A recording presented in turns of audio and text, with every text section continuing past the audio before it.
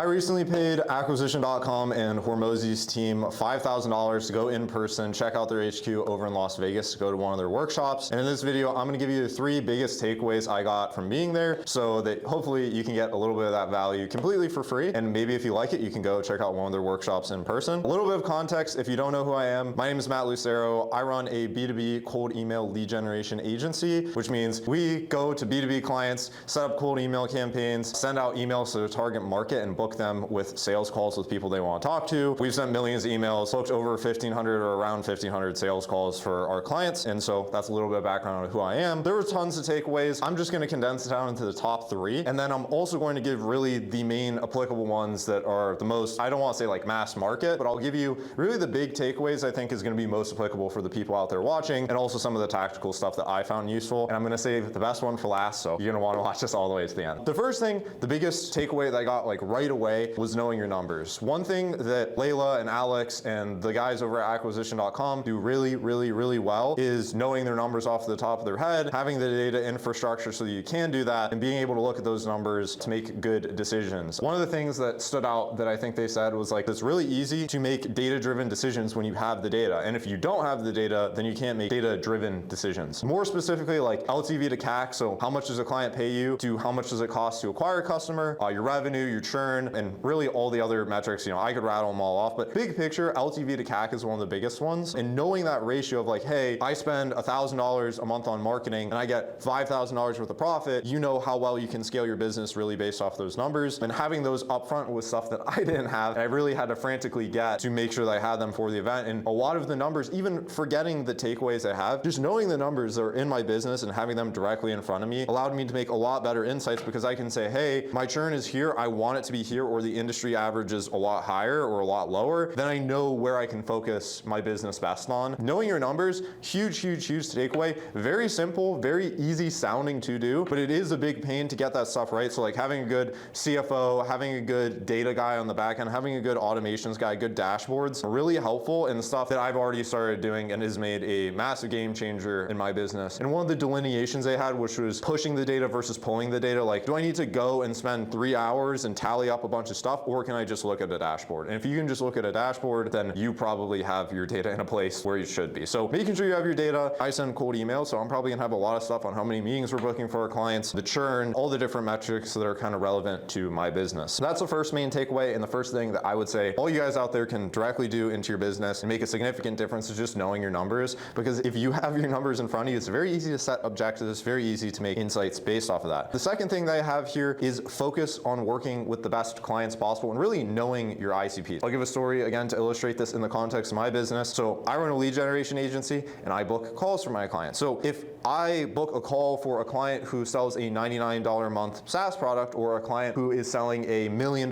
consulting package, that same call might have even taken the same effort to book for person A and person B, but the guy who has a $1 million consulting package is going to get a lot more value from the same thing that I did. And so one of the things he illustrated is a question I directly asked Hormozi is, where do you think the bottleneck looks like in the context of my business, just as an example at a high level, in 30 seconds. And it was the client. So in the context of an agency business, the value you provide to your clients is directly correlated with your clients. The example he gave that is super obvious is like a conversion rate optimization agency. Let's say you are targeting e-commerce brands, and those e-commerce brands, client A makes $1 million a month and client B makes $10 million a month. If you get the same result, which is a 5% bump for both those clients, one client gets 10x more revenue because they're doing 10x more revenue. So same business, same product, same service, and honestly probably even same work, or sometimes even less work, can yield more money, better results, and get you paid better. So obviously bigger clients will pay more. In the context of whatever your business, this can be true. So let's say, for example, you run a videography business. A person who has 10,000 followers versus someone who has 20 followers, same video can have wildly different results, and the guy who has more followers is going to get more reach, more impact. It's going to make a bigger difference than the guy who has no followers. So in the context of my business, I can reach out to different types of people. Super useful, and it's really good knowing in the context of cold outreach, like, hey, I have control. I can get in front of these eyeballs. like, I'm gonna reach out to the bigger fish. Even though you might get less of those people, if you sign them, you will get better results for the same amount of work just by virtue of who they are as a client. So big takeaway there. And then the last one, I'm going to heavily emphasize this, and they talk about a lot in their videos, and I talk to a lot of people who are struggling with this issue, me included, is focus. So they preach it a ton in their videos, and it's applicable to everyone at every level in every stage of wherever you are. It's just doing one thing and doing it very well. So I'll give an example. I was talking to a guy who's next to me. He ran a real estate business, and then he also ran like a media company on the side that he just started. And he was telling me the numbers, and the media business sounded very profitable, and it sounded like a great idea, and he was doing it, and he was making good money. He asked me, he's like, hey, like, what do you think? Should I run both the businesses? I'm like, I don't know. It sounds like a good idea to me because you're making extra money on the side. It sounds like a great idea. And then he asked the same question to the acquisition.com team, more specifically Hormozi. He's like, dude, you're an idiot. Just like stop the business right away, which I was really surprised by, but it really is the concept of the woman in the red dress seeing good opportunities and saying no to them because you have the great opportunity right in front of you. Assuming that you're doing something and that business is worthwhile and you're in a business model that can grow to the size that you want it to be, just do the one thing. Because I can tell you for certain, the amount of people that I've personally seen who run agencies and then start selling info or start running a coaching business, maybe that's the thing that they like more, maybe it is a better idea for them. But it seems like it's so often that I personally see it, they're like, hey, you hit a certain bottleneck in your business, and you're like, hey, this business is capped or is not scalable. Let me go start this side business. Let me start teaching people how to run my business. Let me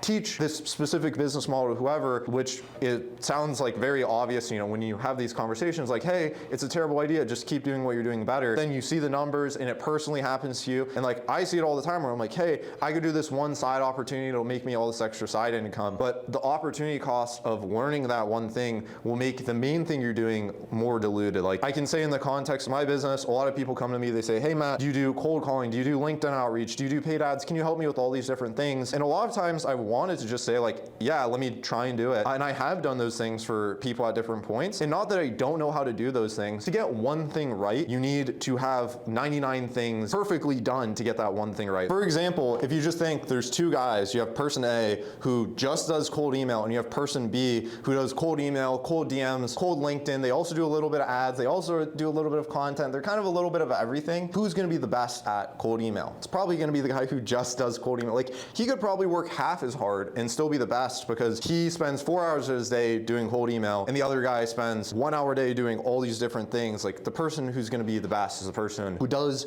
that specific task as many times as possible. And like perfect example of this, you just look at elite athletes. So for example, running, you know, someone might run one stretch of 100 meters, whatever it is, right? And person A does it in 5 seconds and person B does it in 5.02 seconds. The person who won the race gets all the recognition, like the guy who gets the gold medal, the guy who wins, he gets all of the limelight, and or I shouldn't say all of it, like 95% of it. And all they were was just slightly better. If you are working with a billion-dollar company, let's say, you know, Apple reaches out to you and they want to work with your company, whatever you do, or you run an e-commerce brand, like no one wants to buy the second best thing. They either want to buy the best thing, which is probably the most expensive thing, allows you to charge premium prices, have all the stuff, or people want the cheapest thing. Everyone else is fighting for the middle. You have McDonald's that does a really good job at making it cheap, fast, easy, or you have the super high-end steak restaurant that's the best steak restaurant at whatever they are, the best sushi place. No one wants to go to the third best sushi place and like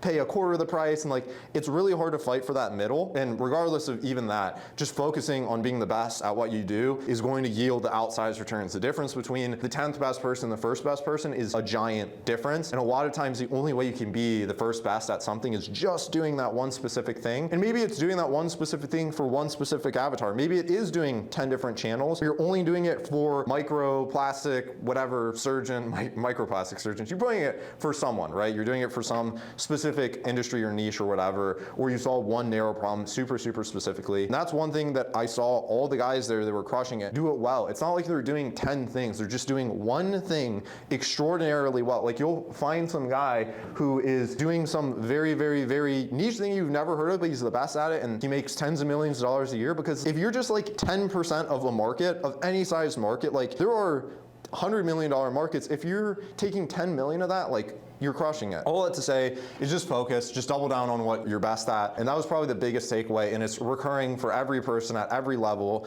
I see it all the time with peers who run and start other businesses, and I'm sure I myself do this a ton. Like if you're killing it on cold email, which I have, and then I'm like, hey, let me start LinkedIn, YouTube, and all these other channels, and here I am recording a YouTube video. Maybe it was the best option for me to just triple down and quadruple down and keep scaling cold email because it was crushing it. And then to learn YouTube, I have to learn all these other things. That's an interesting takeaway. Of course, I still like recording these videos, and I do it for fun, and I also do it because it is useful to some extent. So big picture, those are my takeaways. Hopefully you guys got a little bit of value out of it. If you guys are interested, I would check out the acquisition.com events if you guys can afford it. I think it was a great value. I'm probably going to be going back there sometime really soon. Hopefully, I know this is different than the typical videos I record on cold email and super tactical stuff, but hopefully someone out there got some sort of value out of this. So I appreciate you guys a ton. If you got some value out of this video, drop something in the comments, and hope you guys kill it with your businesses. Take care.